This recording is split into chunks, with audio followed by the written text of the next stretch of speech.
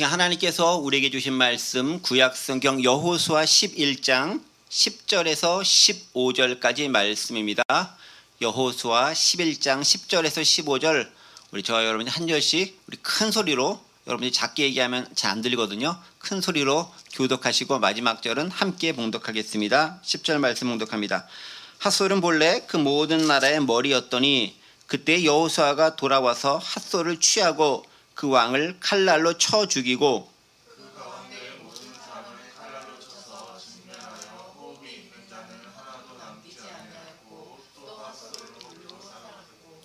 여호수아가 그 왕들의 모든 성읍과 그 모든 왕을 붙잡아 칼날로 쳐서 진멸하여 바쳤으니 여호와의 종 모세가 명령한 것과 같이 하였으되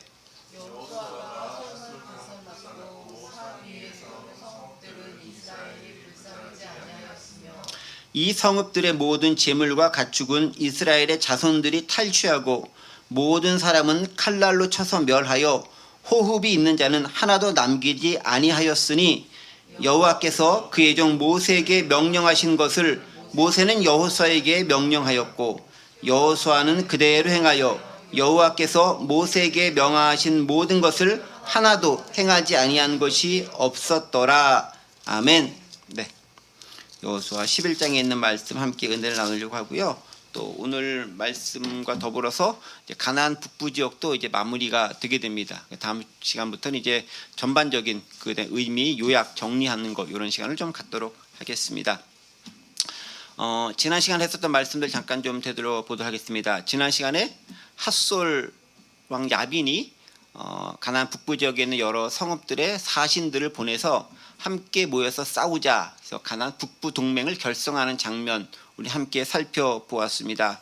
핫솔의 최고 권력자로서 야빈은 가나안 북부 지역 방어를 위해서 주요 성읍들에게 사신들을 보냅니다. 야빈의 이런 행동을 우리는 어떻게 봐야 할까? 왜냐하면 예전에 남부 지역 할 때 예루살렘 왕 아도니세덱이 바로 그와 똑같은 행동을 해서 처참하게 무너진 적을 우리는 목격하였기 때문에 그러합니다. 그럼에도 불구하고 핫솔 왕 야빈은 북부 지역 성읍들의 지도자들을 모아 또 군대를 모아서 이스라엘과 맞서자라고 제안을 합니다. 그래서 이스라엘과 가나안 북부 지역 모든 사람들의 모든 군인들의 전투가 시작되게 된 것이죠. 인간들의 연합 세력과 하나님을 신앙하는 이스라엘과의 전쟁이 시작됐다라는 겁니다. 하나님의 말씀대로 사는 삶을 살아갈 때 세상 그리 호락호락하게 우리가 살아가도록 놔두지 않는다라는 것, 그들은 더 강력하게 연합한다는 것 함께 배워봤습니다. 자, 그럼에도 불구하고 야빈의 이런 행동을 어떻게 볼 것인가라는 것 우리 함께 지난 생각해봤죠. 꽤 오랜 시간에 걸쳐 말씀을 드렸습니다. 이런 야빈의 행동이 우리는 신앙의 관점에서 볼 때는 욕할 수도 모르고 또 잘못된 것이다 이렇게 지적할지 모르겠지만 상당히 인간적인 관점에서 볼 때는 그럴 수 있다. 그 나라를 지키기 위한, 그 민족을 지키기 위한 나름대로의 결기 있는 행동이었다라고 볼 수 있다라는 거죠.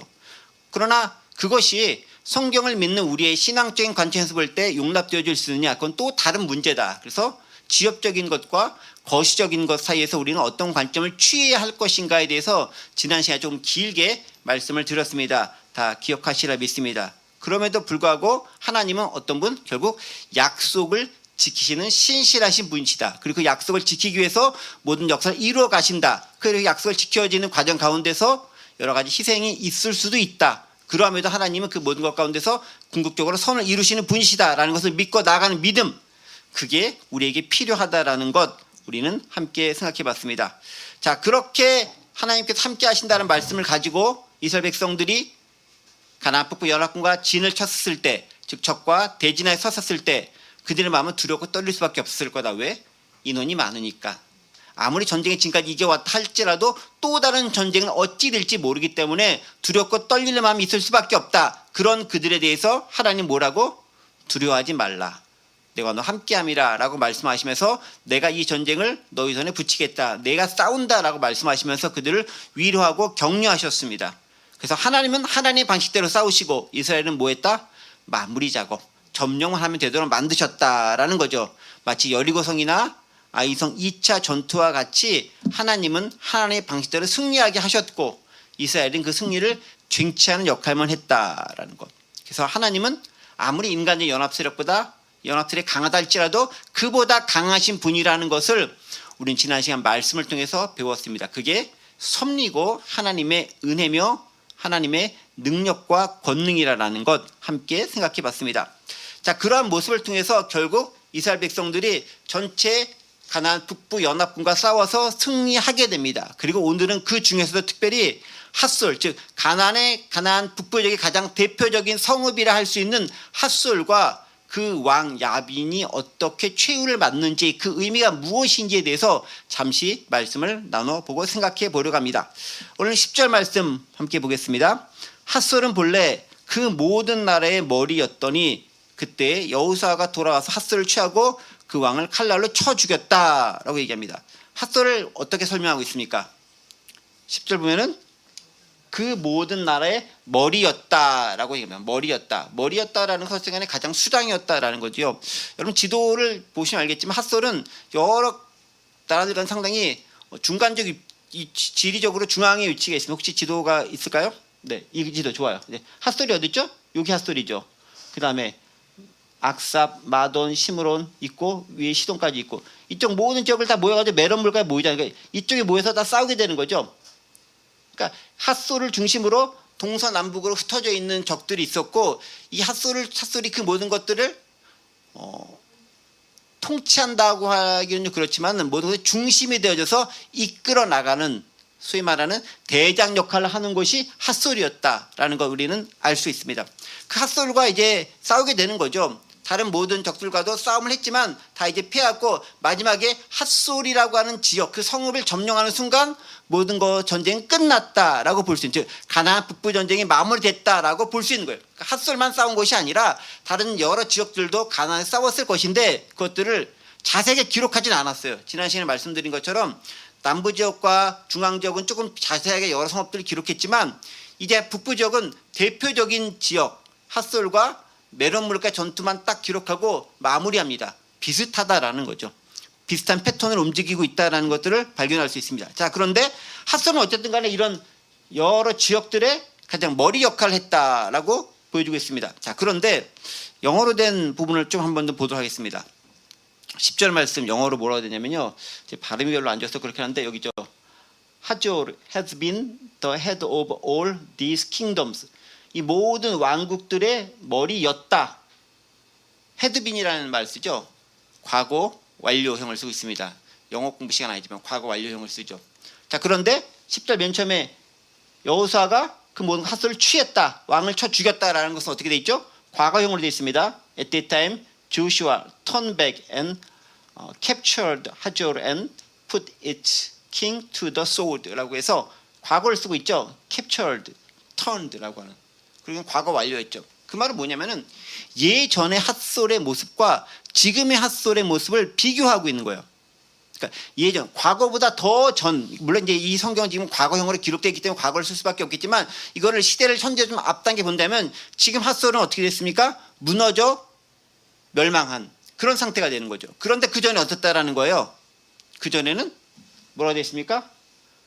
모든 나라의 머리였다라고. 과거에 그 전에 모든 나라의 수장의 역할을 감당하는, 즉 리더 역할을 감당하는 나라가 핫솔이었는데 지금은 다른 나라들과 다른 성읍들과 마찬가지로 멸망해서 다 무너져 내렸다고 이야기하고 있습니다. 짧은 구절이긴 하지만 핫솔의 과거의 영화로운 모습을 우리는 추론해 볼 수 있는 거예요. 영화로운 과거가 있었다라는 거예요. 마치 그 모습이 뭐 오늘날의 미국과 같은 뭐 전 세계의 가장 이제 대표적인 국가, 리딩 국가가 미국이니까 그런 역할을 핫솔이 가나안 북부에서 감당했었다라는 거예요. 그런데 그런 과거의 모습이 있었지만 지금은 어떻다? 하나님 함께 하신 이스라엘과 싸워서 진멸해서 무너져 버렸다라는 거예요. 칼날 아래 다 죽임을 당했다는 거예요. 과거의 모습과 비교할 때 아주 초라한 현재의 모습을 대조하여 짤막한 구절 가운데 보여주고 있는 것이죠. 무슨 얘기입니까? 하나님을 신앙하고 있는 이스라엘 국가들, 비록 과거는 되게 비참하고 초라하고 애굽에 종살이 했었고 광야에서 떠돌이 생활했었고 힘든 삶을 살았지만 하나님의 약속을 믿고 끈질게 지켜오던 그 삶에 하나님은 은혜를 주셔서 예전에 강력한 영향력과 군사력과 힘을 바탕으로 지배해 있었던 핫솔과 가나안 북부 동맹을 단숨에 격파하고 그들을 이길 놀라운 영화로운 모습으로 회복시켜 주셨다라는 거예요. 하나님을 신뢰한 자의 미래는 밝다라는 것들을 짧은 문장을 통해 우리는 발견할 수 있는 거죠. 지금 무엇입니까? 과거에 내가 얼마나 화려한 삶을 살았는지, 과거에 내가 얼마나 영향력 있는 사람이었는지, 과거에 내가 얼마나 탁월한 업적을 이뤘는지가 중요할지 모르겠지만 현재 그렇지 못하다면 아무 의미가 없다라는 거예요. 과거는 과거인 거예요. 현재는 우리는 과거를 사는 게 아니라 현재를 살아가고 있는 거죠. 그럼 현재 그 모습이 어떤가가 훨씬 중요하다는 것입니다. 핫솔이 예전에는 찬란하고 멋진 문화를 가지고 그 지역 동맹의 맹주 역할을 감당했을지 모르겠지만 지금은 그들을 다 끌어모았음에도 불구하고 하나님을 믿는 이스라엘 앞에 무너지는 국가가 되었다라는 거예요. 무슨 얘기죠? 중요한 건 현재 우리가 어떠한 삶을, 어떤 신앙을 가지고 살아가는가에 달려있다라는 거예요. 하나님과 싸우기 전에 과거 핫솔은 탁월하고 뛰어난 성읍이었지 모르겠지만 하나님을 대적하는 핫솔은 결국은 무너질 수밖에 없다는 것들을 우리는 본문을 통해 발견할 수 있습니다. 그래서 오늘 계속되는 본문을 보면 이렇게 되어 있죠. 핫솔을 취하고 그때 여호수아가 돌아와서 핫솔을 취하고 그 왕을 칼날로 쳐 죽였다라고 얘기합니다. 예전에 핫솔은 다른 나라를 취하는 국가였겠죠. 즉 다른 나라를 접수하는 국가였겠죠.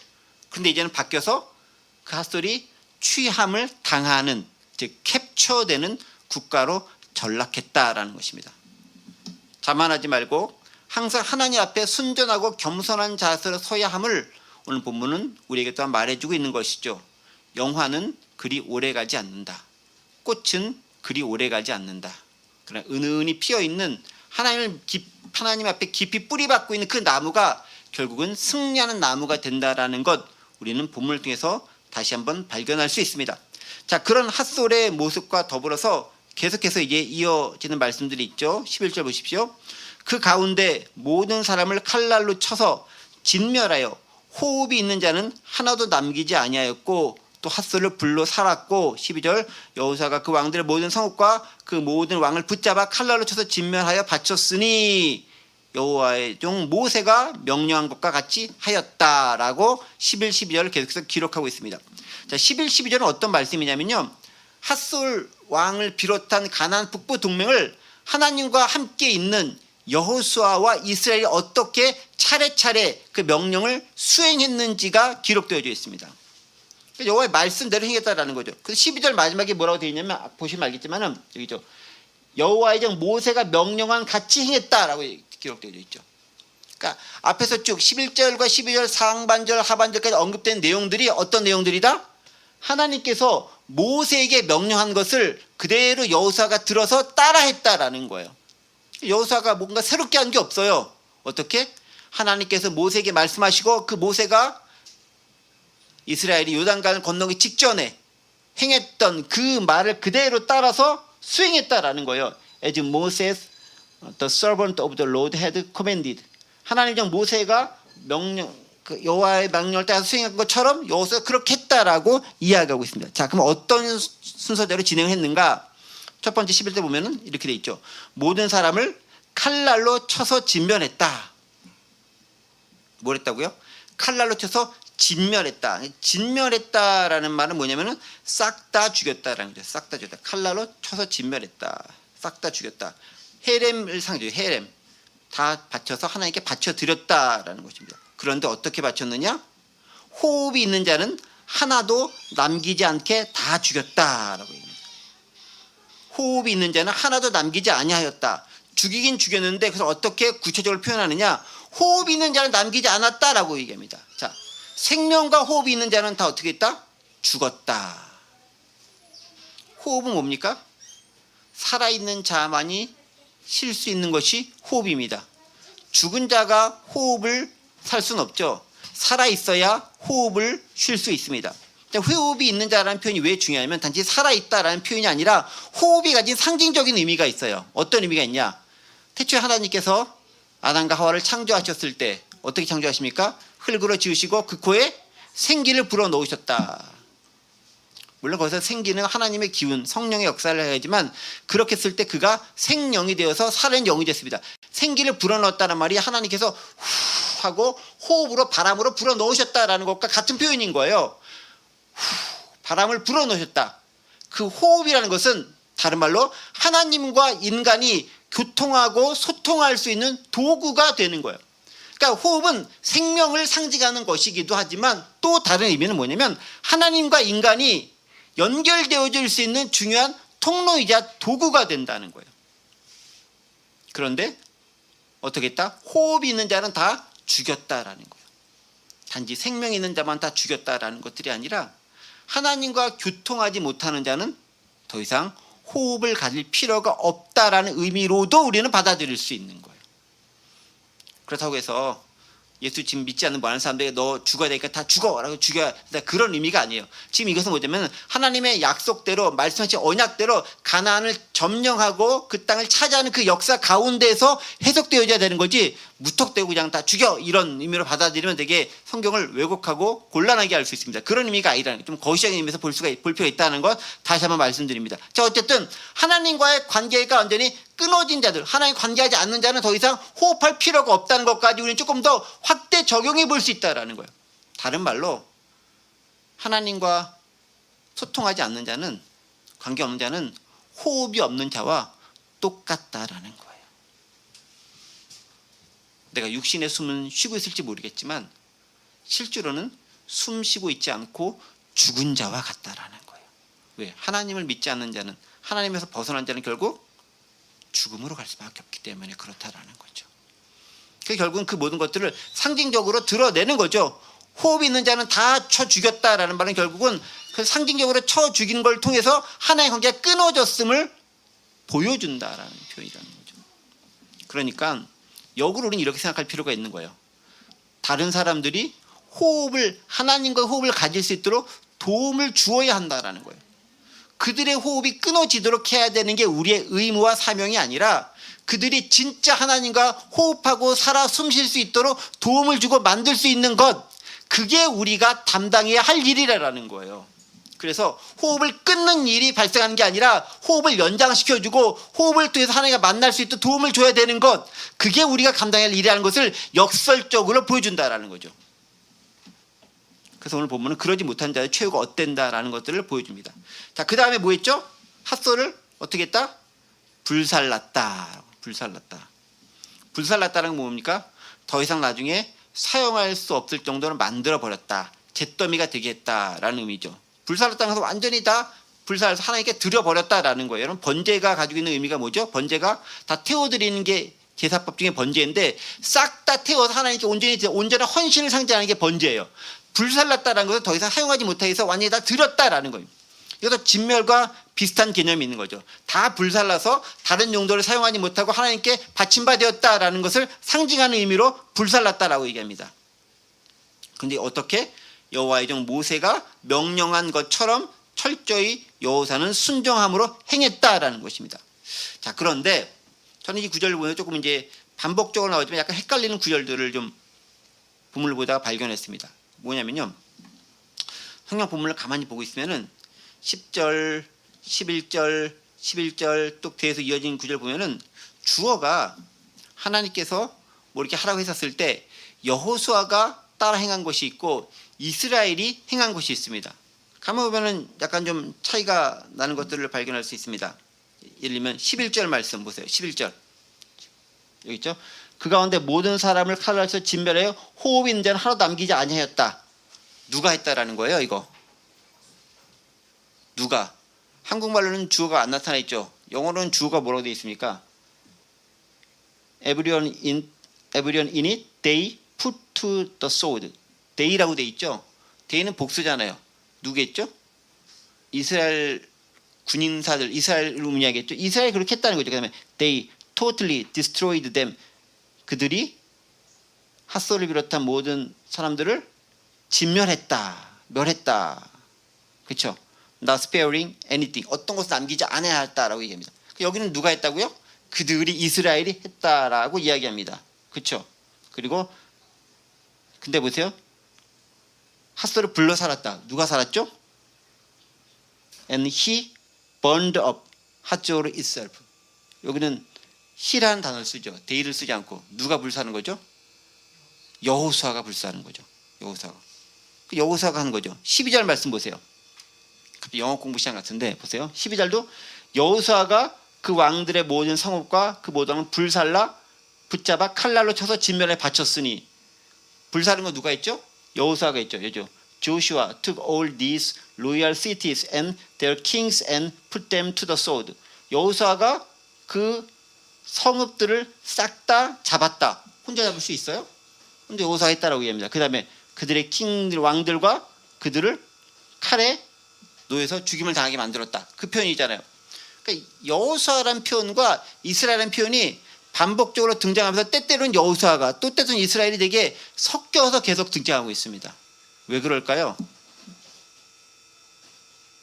물론 이거 있어요. 싸움에 승리한 것은 이스라엘 전체가 승리한 것이긴 하지만 실제로 핫솔성을 불지른 첫 번째 사람이 여호수아였기 때문에 대표적이고 상징적인 의미로 여호수아가 그렇게 했다라고 표현할 수도 있어요. 그렇죠?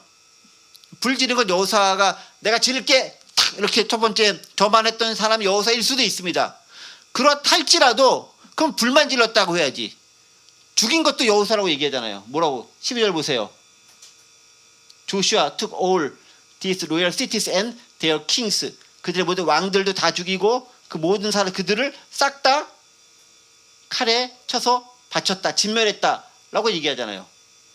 그가 완전히 그들을 다 진멸했다라고 얘기하잖아요. 그럼 어느 때는 여호수아고 왜 어느 때는 이스라엘일까? 물론 여러분들은 한 번도 궁금해 본 적도 없고 이 구절을 그렇게 발견하지도 않았을 테지만 저만 궁금해서 찾아본 것이긴 하지만 왜 그랬을까요? 첫 번째는 이런 것 같아요. 첫 번째는 여호수아와 이스라엘을 같은 것으로 놓고 생각한다는 거죠.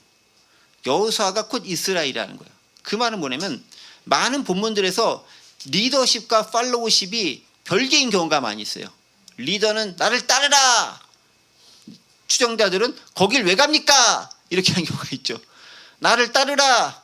싫습니다. 이렇게 분열되지 않았다라는 모습, 즉 여호수아와 이스라엘이 하나 된 모습을 보였다라는 거예요. 그래서 여호수아를 쓰든 이스라엘을 쓰든 어느 것을 쓰든 간에 그것은 동일한 표현이고 동일한 주체였다라는 것을 드러내준다는 거죠. 그만큼 하나님이 보시기에 여호수아와 이스라엘과의 관계가 일심동체의 관계였다라는 거예요. 얼마나 그 리더십과 팔로워십이 탄탄하고 굳건했는지를 오늘 본문을 통해 우리는 발견할 수 있는 거죠. 놀라운 일심동체의 모습을 이런 섞여있는 구절들을 통해서 발견할 수 있습니다. 자, 두 번째 건 뭐냐면요.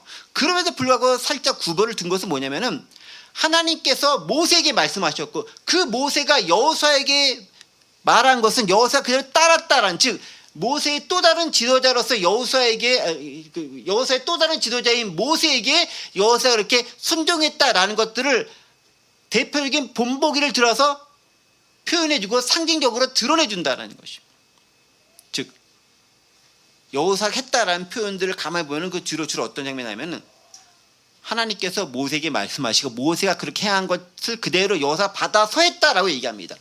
즉 여호수아가 하나님의 명령에 그대로 순종했다라는 것. 그런데 그것이 여호수아의 단독적인 결정이 아니라 모세로부터 받은 그 명령을 그대로 따라 순종했다라는 그 하나님의 신실한 사역자로서 여호수아를 강조하는 경우에 있어서는 여호수아가 했다라고 표현을 하고 있다라는 거예요.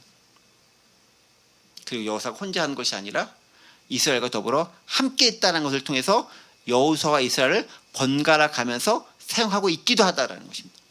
그러니까 여호수아와 이스라엘을 같이 쓰고 또 따로 쓰는 것들은 이렇게 동일한 공동체로 보는 경우도 있지만 또 리더와 또 팔로워, 추종자와 리더와 추종자로 나누어서 얼마나 그 탁월한 리더십을 통해서 추종자들이 제대로 수행하고 따라야 하는가를 여호수아가 모세를 따르는 그 모델을 그대로 반복적으로 보여줌을 통해서 우리에게 확신시켜준다라는 거죠. 하나님은 그러한 모습들이 그렇게 순차적으로 아래로 진행되어 내려가길 원하신다라는 거예요. 하나님부터 모세로부터 여호수아, 또 여호수아로부터 누가 되어 있습니까? 뭐 백부장, 천부장 같은 그런 리더들, 그렇게 하나하나 단계 내려가면서 그것이 그대로 차례차례 순차적으로 아주 멋지게 진행되어 가는 모습들을 보기 원하신다라는 것들을 발견할 수 있습니다. 능력 있고 영향력 있는 공동체는 그 지도자와 구성원들이 하나 된 모습을 보인다는 것, 얼마나 아름다운 모습인지 모른다라는 거죠. 그 말은 반대로 내부 분열이 가장 심각한 문제를 초래한다는 것도 발견할 수 있는 거죠. 그런 면에서 봤을 때 지금의 여호수아와 이스라엘 공동체는 정말 하나 된 모습으로 똘똘 뭉쳐 나가고 있는 것을 발견할 수 있어요. 그래서 저는 그런 생각을 해봐요. 모세가 지도자로 있었을 때 이스라엘 백성들이 잘 따르고 있었지만 시시때때로 불평불만 많이 하잖아요. 그렇죠? 출애굽할 때 보면, 또 신명기, 민수기 이런 것들을 가만히 보고 있으면 광야 생활할 때 생각보다 똘똘 뭉친 공동체라기보다는 모세에게 반기를 들고 그거 아닌데요, 그렇게 하기 싫은데요 라고 말했던 사람들이 꽤 많이 있는 걸 발견할 수 있어요. 하다못해 모세가 가나안 땅 정복하기 위해서 정탐꾼을 보내잖아요. 그 정탐꾼 중에 물론 이제 여호수아도 있었겠지만, 그래서 보내가지고 왔었을 때 정탐꾼들이 뭐라고 합니까? 대부분의 사람들이 가면 안 되는데요, 이렇게 보고하잖아요. 그런데 여호수아가 다시 똑같이 정탐꾼을 보냈을 때는 어떻게 보고를 하죠? 그 정탐꾼의 보고 그대로 믿고 가서 점령하잖아요. 다른 공동체의 모습을 보여준다라는 거죠. 이해가 되십니까? 설교는 이해를 시키기 위해서 하는 건 아니지만 여러분들이 그를 발견한다면 되게 놀라운 차이점을 볼 수 있는 거죠. 즉 모세 때와는 또 다른 공동체성이 여호수아 시대에는 정립되고 만들어져 갔다라는 거예요. 그래서 여호수아 시대 때는 불평했더라, 불만이 있었더라 이런 얘기가 거의 나오지 않아요. 모세의 출애굽기와 민수기는 그게 많이 나오지 않아요. 두드러진 차이점이 있다라는 거죠. 그만큼 이스라엘 공동체가 성숙한 모습을 보이고 성장했다라는 것들을 이런 본문들 통해서 우리는 발견해 볼 수 있습니다. 자, 어쨌든 그런 놀라운 하나된 모습을 보인 이스라엘 공동체들에 대해서 하나님은 가만히 있지 않으시죠. 그들에게 은혜를 베풀어 주십니다. 단지 싸워, 그리고 승리해, 니네가 점령해 라고만 말하는 것이 아니라 싸웠으니까 뭔가 얻어가는 게 있어야 되지 않습니까? 그것들도 역시 마련해 놓으신다라는 거죠. 예전처럼, 예전에도 그런 적이 있었죠. 13절 말씀이죠. 보세요.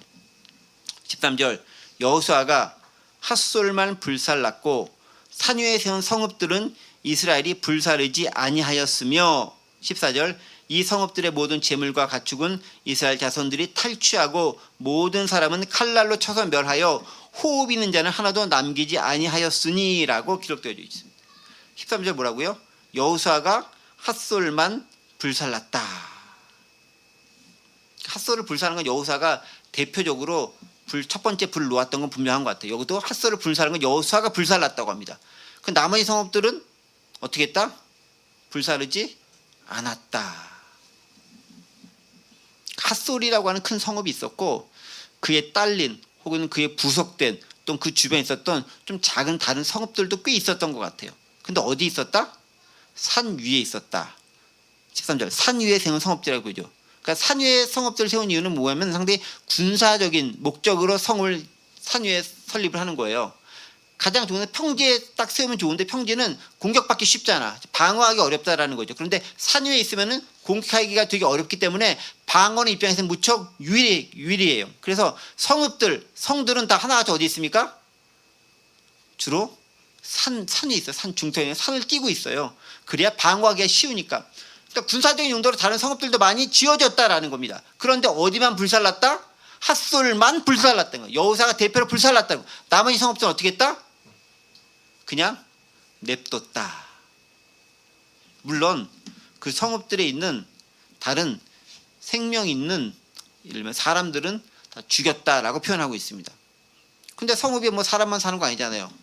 가축도 있을 것이고 식물도 있을 것이고 곡식도 있을 것이고 또 여러 성읍들이 사람이 살던 곳이니까 기물들도 있을 것이고 또 농사짓다 쓰면 농기구도 있을 것이고 뭐 여러 가지 물건들이 있을 거 아닙니까? 그것들은 다 남겨놨다는 것입니다. 그리고 또 한 가지 핫솔만 불살랐다는 건 뭡니까? 불살랐다는 것은 그 성읍 전체를 싹 다 살아서 다른 용도로 사용하지 못하도록 완전히 폐허로 만들었다라는 거잖아요. 그런데 다른 성읍들은 불 안 살랐다는 건 어떤 의미가 있습니까? 그 성읍들을 어떻게 하겠다? 이제 사용하겠다라는 거예요. 이스라엘 백성들이 거주해서 그 성읍들을 활용하겠다라는 의미가 그 안에 담겨져 있다는 거죠. 그러니까 핫솔만 헤렘으로서 진멸의 대상이 된 거예요. 다른 성읍들은 그냥 남겨져 있는 거예요. 재미있는 것을 발견할 수 있죠. 왜 하나님께 이렇게 하시냐? 지금 이스라엘이 어디서부터 올라온 거죠? 길갈에서 올라온 거잖아요. 얼마나 멀리 올라왔습니까? 가나안 아까 지도 보면 아래서부터 쭉 위로 올라가야 되는 거죠. 여기 길갈 여기 있는데 중부 남부 하다가 길갈 여기서 쭉 올라와서 여기서 전투하잖아요. 이 올라오는 동안에 물자를 가지고도 올라왔겠지만 가면 다 먹었을 거 아니에요. 그 다음에 다 소진됐을 거 아니에요. 싸우면 다 소진됐을 거 아니에요. 그러니까 어디서 물자를 취해야 됩니까? 여기서 물자를 먹고 살 걸 취해야 되는 거잖아요. 그러니까 대표적으로 상징적인 핫솔만 싹 다 없애버리고 나머지 주변에 있는 것들은 어떻게 이스라엘이 취할 수 있도록 은혜를 베풀어 주시는 거예요. 다 없애버리면 이스라엘은 어떻게 먹고 살아요? 그 많은 백성들, 군대들, 전쟁 치르고 힘들고 어렸을 텐데 군량미가 없으면 어떻게 살아납니까? 물론 나중에 이제 정착을 하게 되겠지만은 그때까지 하기도 시간이 걸리는 거잖아요. 하나님께서는 은혜를 베풀어 주신 분이라는 거죠.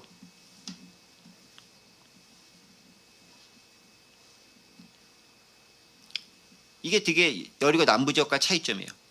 여리고 남부 지역 점령할 때는 성읍들도 다 불살랐어요. 그리고 뭐만 남겼냐? 가축과 물건만 남겼습니다. 근데 여기는 성읍들도 남긴다라는 거죠. 차이점이 있다라는 거죠. 예를 들면 여호수아 8장 2절에 있는 말씀 혹시 있습니까? 내가 늦게 주긴 했는데 네 여기 있죠. 너는 여리고와 그 왕에게 행한 것 같이 아이와 그 왕이 행하되 오직 거기 살취할 물건과 가축은 스스로 가지라. 너는 아이 성대에 복병을 둘지하십시오. 뭘 남기라? 탈취할 물건과 가축은 가지라라고 얘기하고 있죠. 그러니까 물건과 가축만 남겨 나머지 싹 다 불살라라고 없애버려라는 거예요. 그런데 오늘 본문은 뭐라고요? 성읍도 남겨라라고 해죠. 차이가 있다는 거죠. 그래서 성읍을 활용해서 이스라엘 백성들로 하여금 사용할 수 있도록 만들어 주겠다는 의도가 그 안에 들어가 있다는 것입니다. 자, 그런데 이게 그냥 있는 게 아니라 이게 하나님께서 이스라엘 백성에게 약속하신 말씀 가운데 있기도 해요. 그냥 행하는 게 없다라는 거죠. 아까 살짝 넘어갔지만 신명기 6장 10절에 있는 말씀을 보겠습니다. 신명기 6장 10절 여기 나오죠. 내 하나님 여호와께서 네 조상 아브라함과 이삭과 야곱을 향해 내게 주라 맹세하신 땅 어디죠? 가나안 땅에 너를 들어가게 하시고 네가 건축하지 아니한 크고 아름다운 성읍을 얻게 하실 것이다 라고 이미 말씀하신 바이기도 해요. 그러니까 여호수아에서 행해진 모든 것들이 그냥 임의적으로 행한 게 거의 없는 거예요. 다 이미 기록되어 있던 말씀의 바탕을 둔 행동이고 하나님께서 그 약속하신 말씀에 따라서 이스라엘에게 명령하시고 이스라엘 백성이 그대로 순종했었을 때 그에 합당한 복과 은혜와 전리품들을 가질 수 있도록 만드셨다는 거죠. 이런 거 보면 좀 재밌지 않아요? 어떻게 그랬을까? 비록 짧은 구절 지나갈 수 있는 구절이긴 하지만은 성읍 남겨둔다고 했잖아요. 크고 네가 건축하지 않은 크고 아는 성읍 네가 얻게 하겠다. 그래서 핫솔과 다른 성읍들 싹 다 진멸해 버리는데 남겨진 성읍도 있다라는 거예요. 갖게 하시잖아요. 그런 거 보면 참 놀랍죠. 그래서 우리가 성경을 볼 때 좀 자세하게 볼 필요가 있어요. 지나가는 구절 같지만 그것들이 나중에 어떻게 연결돼서 실현되어졌는지 발견하면 소름 돋는 장면들이 몇 군데씩 나올 수 있다는 거죠. 하나님께서 이스라엘 백성들을 위해서 남겨두신 것들이 있다라는 거예요. 살아갈 수 있도록 은혜 베풀어 주신 것들이 있다라는 거예요. 그 은혜를 발견하고 누릴 수 있는 게 이스라엘이 가진 복이라는 거죠. 누구에게? 하나님 말씀대로 순종한 자에게 하나님이 베풀어 주신 은혜가 거기서 드러나는 겁니다. 그러니까 아무리 약속을 한다 할지라도 내가 순종하지 않으면 그 약속의 수혜자, 대상자가 되지 못하는 거예요. 근데 말씀에 따라 순종했었을 때 그 약속한 것이 내게 온전히 이루어질 수 있는 놀라운 역사가 실현되는 거죠. 그래서 마지막에 15절에 전체를 마무리하면서 되게 강조하면서 딱 이렇게 정리합니다. 여호수아 기자가 정리하죠. 15절. 여호와께서 그의 종 모세에게 명령하신 것을 모세는 여호수아에게 명령하였고 여호수아는 그대로 행하여 여호와께서 모세에게 명하신 모든 것을 하나도 행하지 아니한 것이 없었더라. 네. 하나님께서 모세가 여호수아에게 그 명령한 것이 그대로 준수되고 실현되었다는 것들을 강조해서 15절에 이야기하고 있는 거예요. 굳이 이 구절 안 넣어도 되는데, 여태까지 반복돼서 나와서 안 넣어도 되는데 굳이 넣은 이유는 뭐겠습니까? 그렇게 철저하게 순종함을 통해서 진행해 왔다라는 거예요. 그리고 그 모습이 하나님께서 가나안 땅, 너희가 상대할 수 없을 만큼 크고 놀랍고 견고한 땅이었지만, 너희가 결코 차지할 수 없는 그런 곳이었지만 하나님의 도우심과 은혜로 차지할 수 있도록 만들어 주셨다라는 것을 증거로 보여주시는 거죠. 말씀을 정리합니다. 하나님의 명령과 말씀에 순종하는 자는 결국 복 있는 자, 복 받는 자가 되는 거예요. 누가 복 있는 자입니까? 하나님과 동행하며 그 말씀에 따라 살아가는 자가 복 있는 자가 되는 거예요. 다른 것이 아니라. 더불어서 죄악은 반드시 심판을 받게 되어져 있다. 핫소리 예전의 영광이 그렇게 크고 놀랐다 할지라도 지금은 진멸해서 불타 없어지는, 즉 역사의 교훈거리로 남게 되는 존재로밖에 존재할 수 없게 됐다는 거죠. 그리고 하나님은 반드시 악의 세력은 진멸하시고 순종하는 자에게 채워주신다라는 거예요. 말씀을 따라 살아가는 자에게 먹을 것을 주신다라는 거예요. 어쩌면 그게 우리에게 주시는 가장 큰 은혜의 말씀인지도 모르겠습니다. 굶어 죽도록 하지는 않으시겠다라는, 너희가 기대치 못하고 예기치 못했던 은혜를 주시겠다라는 것이 하나님께서 또 우리에게 주시는 은혜의 메시지가 아닌가 싶은 생각들을 해봅니다.